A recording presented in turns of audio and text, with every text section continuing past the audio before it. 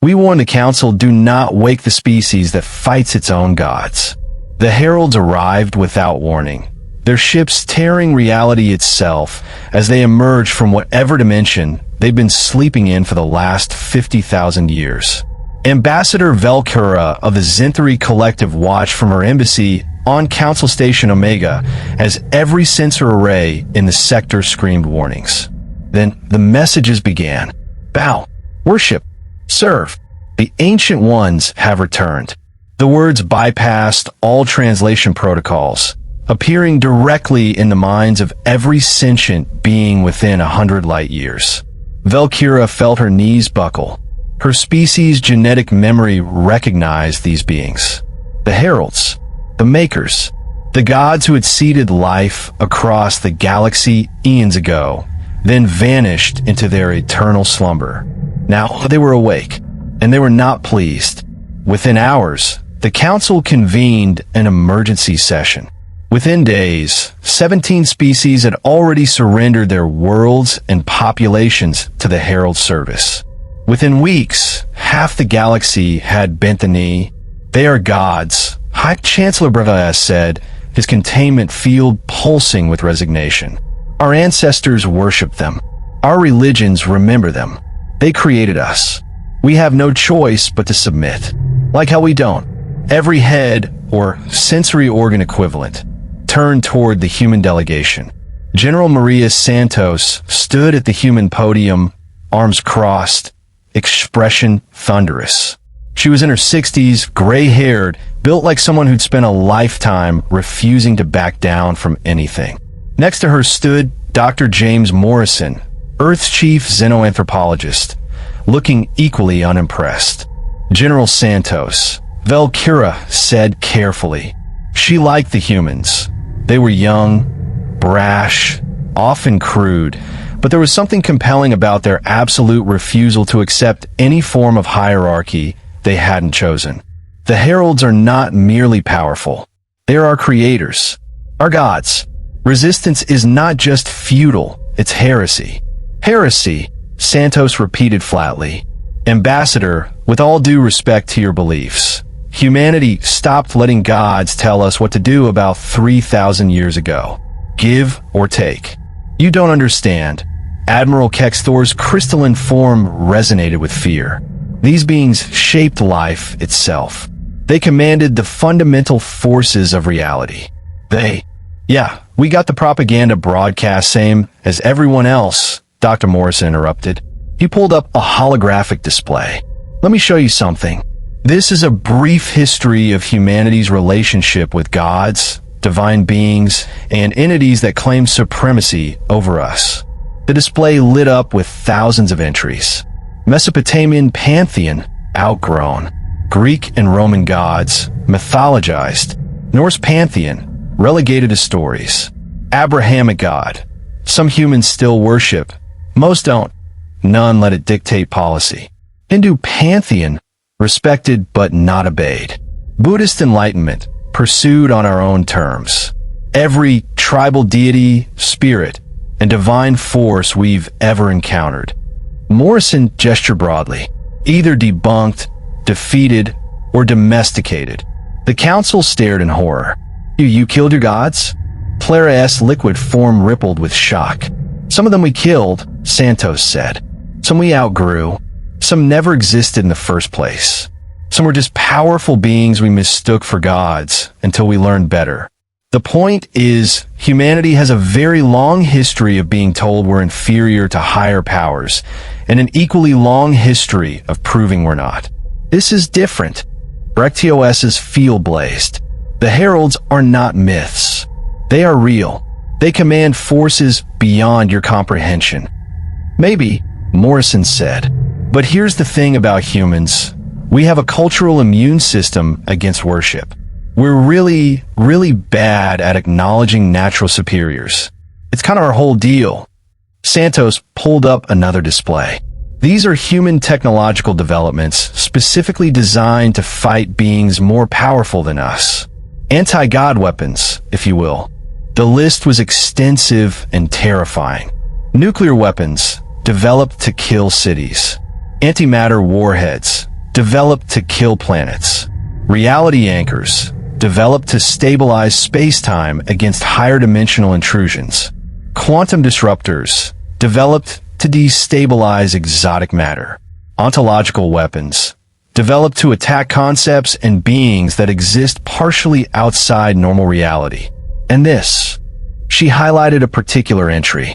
This is Project Deicide, our contingency plan specifically for hostile divine entities. You have a plan, Velcura said slowly, for killing gods. We have several plans, Santos corrected. And yes, before you ask, we've tested them.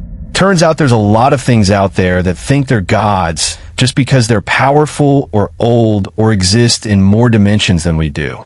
Most of them learn better. Some of them didn't survive the lesson. What are you suggesting? Kextor demanded. I'm suggesting we don't surrender to these Herald bastards just because they're old and loud, Santos said. I'm suggesting we tell them no. And if they don't like that answer, we show them why humanity is the species that looks at God and asks, yeah, but what's your shield rating? This is madness, Brektos pulsed. You will doom us all. Maybe, Morrison said, but we'd rather die on our feet than live on our knees. That's pretty much humanity's species motto. The Heralds came to Earth 3 weeks later. Their vessel was less a ship and more a geometrical impossibility. Angles that shouldn't exist, colors that hurt to perceive, a structure that seemed to occupy more space than physics should allow. It hung over Earth like a visible tumor in reality itself. Humanity, you have not bowed. You have not sent tribute. You have not acknowledged our divinity. The message made every human on Earth momentarily dizzy with its psychic weight. From Unity Station, Earth's military command center orbiting the moon, General Santos broadcast a response on all frequencies. This is General Maria Santos of the Terran Defense Force. To the beings calling themselves Heralds, Earth acknowledges your message. Our response is no. Silence. Then, explain your refusal, lesser being. We who seeded your world with life. We who shaped your evolution. We who are your creators. Yeah, about that, Dr. Morrison's voice joined the channel. We did some genetic analysis. You definitely didn't create humans. Our evolutionary line is completely indigenous to Earth, with no genetic markers of external manipulation. So either you're lying about creating us, or you created some other species and confused us with them. Irrelevant. We are divine. All lesser beings exist to serve. See, that's the thing, Santos said. We don't acknowledge the concept of lesser beings. We had gods before, lots of them, really impressive ones. Some could throw lightning. Some could flood the world. Some could judge your soul. We stopped worshiping all of them. Not because they didn't exist, but because we decided nobody gets to rule us just because they're powerful. Not gods, not kings, not cosmic entities. Nobody. Your arrogance will be punished. Witness our power. The Herald ship extended something that might have been a weapon, or might have been a limb, or might have been a fundamental force given shape. It pointed at Earth's moon. The moon cracked like an egg. Just cracked. The entire satellite developing massive fissures as reality warping energy poured into it. Every human watching felt cold fear. This thing could destroy worlds with casual effort. Okay, Santos said quietly. They hurt Luna. Now I'm pissed. Dr. Morrison, what's your assessment? They're manipulating fundamental forces, probably through higher dimensional access, Morrison replied, his voice remarkably steady for someone watching the moon break. But they're doing it inefficiently. There's a reason they're using intimidation rather than just wiping us out. They're either limited in power, or they need something from us, or both. So they're not actually gods. Nobody's actually a god, General. That's kind of the point. Santos smiled grimly. Then let's show them what happens when humans meet something that thinks it's divine. Activate Project Deicide. In orbit, 12 human warships that had been hiding behind debris fields and stealth screens powered up their weapons. These weren't normal warships. They were specifically designed for asymmetric warfare against reality-bending entities. Humanity had encountered gods before, beings of pure energy, higher-dimensional creatures, AI that had transcended physical form. Each encounter had taught humanity new ways to fight above their weight class. The UHNS Prometheus fired first. Its primary weapon was a reality anchor array, a field generator that stabilized the local space-time, preventing higher-dimensional manipulation within its radius. The effect was immediate. The Herald ship suddenly became more real, more solid, bound to 3 dimensions instead of whatever multidimensional space it had been occupying. "What have you done?" For the first time, the Herald's voice sounded uncertain. "Leveled the playing field," Santos replied. "You're playing in our dimension now, where physics has rules and power has limits." The Herald ship tried to tear open another dimensional rift. The reality anchors held. It tried to manipulate space-time around Earth. The anchors stabilized it. It tried to simply unmake matter through exotic forces. That's when the UHNS Galileo fired its ontological disruptor, a weapon that attacked the concept of coherent existence. It didn't destroy matter or energy. It attacked the information patterns that made something a discrete entity versus random quantum fluctuations. The Herald ship flickered. Its impossible geometry became slightly less impossible, more conventional, more vulnerable. "You dare? You are nothing. Insects. Atoms." "Yeah, we've heard that one before," Morrison said. "You know what humanity learned? Size doesn't matter. Age doesn't matter. Power doesn't matter. What matters is whether you're willing to figure out the rules of the game and play them better than your opponent. You think you're gods?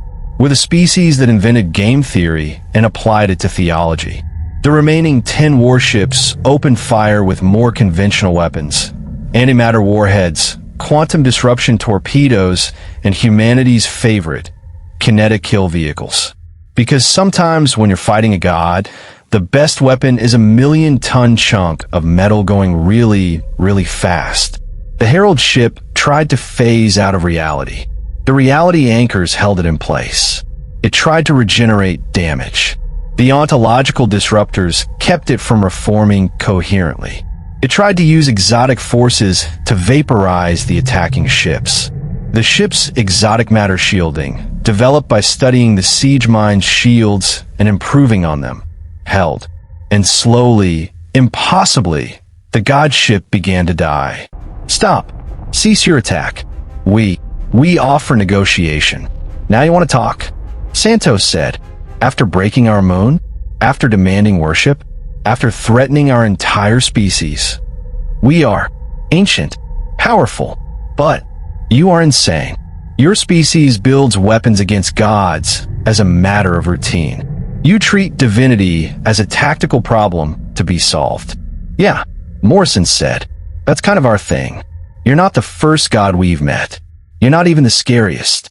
You're just the latest in a long line of powerful beings who thought mortality meant subservience." What are you?" Santos smiled without humor. "We're humans. We're the species that looked at the concept of divine right and said, 'Prove it.' We're the civilization that took 'thou shalt not' as a suggestion, not a commandment. We're the people who heard there are things humanity was not meant to know and took it as a challenge." She leaned forward. "And we're the only species in the galaxy with an entire branch of military research dedicated to making sure that if gods exist, they can bleed. So here's how this goes. You leave. Now, you take your god complex and your superiority and you go back to whatever dimension you were sleeping in. And you never, ever come back to human space. And if we refuse, then we finish what we started," Santos said simply. "And the galaxy learns that the Heralds aren't gods. They're just very old beings who made the mistake of threatening humanity. There's a difference." The Herald ship hung in space, its impossible geometry now fractured and dying, leaking energies that made sensors scream. Around it, 12 human warships maintained firing solutions, Reality anchors keeping it pinned in three-dimensional space like a butterfly on a collector's board. You have made your point, humans. We withdraw. The ship began to collapse in on itself, retreating through a dimensional rift that the reality anchors couldn't fully contain. Within moments, it was gone, taking its wounded divinity with it. The council convened 3 days later. Half the delegates looked at the human contingent with newfound terror. The other half looked at them with something like awe. "You drove off the Heralds," Valkyra said quietly. "Beings that 17 species surrendered to without a fight. Gods that our ancestors worshipped, and you just shot them until they left. They weren't gods," Morrison said patiently. "They were powerful, very powerful, but they were just beings with advanced capabilities. Once you understand what something is, you can figure out how to fight it. That's science. That's engineering. That's human. But they could manipulate reality itself." Kex Thor protested. "So can we, given the right equipment," Santos said. "Look, I get that most species in the galaxy have this cultural memory of the Heralds as divine creators. But humanity doesn't have that baggage. To us, they were just another hostile force making demands at gunpoint. And we're really good at saying no to hostile forces. You could have doomed us all," Brectos pulsed weakly. If we had failed, we'd be dead, and you'd still be on your knees," Santos cut in. "But we didn't fail, because humans prepare for the worst-case scenario. And for us, the worst-case scenario includes, what if God is real and turns out to be an asshole? Do you fear nothing?" Clara asked, genuine curiosity in her flowing form. Morrison considered that. "We fear lots of things. Death, extinction, losing the people we love. But we learned a long time ago that fear of power is how you end up enslaved. So we build a culture around the idea that nobody gets to rule us just because they're stronger or older or claim divine right. Every human child," Santos added, "grows up learning stories about heroes who defied gods, who tricked them, outsmarted them, or just refused to bow. Prometheus stealing fire, Lucifer's rebellion, every cultural myth about standing up to authority. It's baked into our species at this point. So when real gods show up," Morrison continued, "we don't see divine beings demanding worship. We see another powerful force trying to dominate us. And our immediate reaction is, how do we fight this?" Valkyra was quiet for a long moment. "The Heralds have retreated, but they will tell others of their kind about humanity. Word will spread." "Good," Santos said. "Let it spread. Let every powerful being in the universe know. Humanity doesn't do worship. We don't do servitude. We don't acknowledge natural superiors. And if you come to us demanding tribute or obedience, we will treat you as a tactical problem to be solved, not a deity to be feared." "You are terrifying," Kex Thor said softly, his crystalline form resonating with something between admiration and horror. "We're human," Morrison said. "We're the species that fights its own gods. It's what we do." 6 months later, reports started coming in from across the galaxy. Other Herald ships had awakened, had begun making their demands for worship and tribute. And then, one by one, they started retreating, withdrawing, leaving the galaxy as mysteriously as they'd arrived. The reason became clear when a fragmentary Herald communication was intercepted. "Avoid Sector 7G. The ones called humans inhabit that region. They are problematic. They do not fear. They do not bow. They have weapons designed to kill gods. They are not prey. They are not worshippers. They are dangerous." The message was forwarded to every council species. To some, it was a warning about humanity's recklessness. To others, it was validation that the young species might be insane, but their insanity was useful. To humanity, it was Tuesday. In her office on Unity Station, General Santos reviewed the latest reports on Project Deicide upgrades. They'd learned a lot from the Herald encounter. The reality anchors could be made more efficient. The ontological disruptors could be refined. They were already designing next-generation anti-divine weapons. Dr. Morrison entered, carrying 2 cups of coffee. "You know the Council is calling us the God Killers now, right? Some species are adding us to their mythology as beings who hunt the divine. Santos snorted. Great. We fought gods to avoid being worshipped, and now we're becoming gods ourselves in their stories. The irony is pretty thick, Morrison agreed. But I think they're missing the point. We didn't fight the Heralds because we're god killers. We fought them because we refuse to be victims. Because we spent our entire history being told what we can't do, who we can't challenge, what we're not allowed to question, and every time we questioned it anyway. The human spirit, Santos said softly. The refusal to accept any natural superior. Exactly. Other species see powerful beings and think gods. We see powerful beings and think problem to solve. It's not that we're brave or special. It's that we're stubborn. Catastrophically stubborn. Santos looked out her window at Earth, whole and safe, the moon's cracks already being repaired by engineering crews. Think they'll come back? The Heralds, or beings like them? Maybe. Probably. The universe is big and old, and there are probably lots of powerful entities who think they deserve worship. Morrison sipped his coffee. But they'll learn the same lesson the Heralds did. Humanity doesn't do gods. We'll fight them, trick them, negotiate with them, or ignore them. But we won't worship them. And if we meet one we can't beat, Morrison smiled, then we'll figure out how. That's what humans do. We look at impossible problems and refuse to accept they're impossible. It's gotten us killed before. It'll probably get us killed again. But it's also why we're still here, still free, still refusing to bow.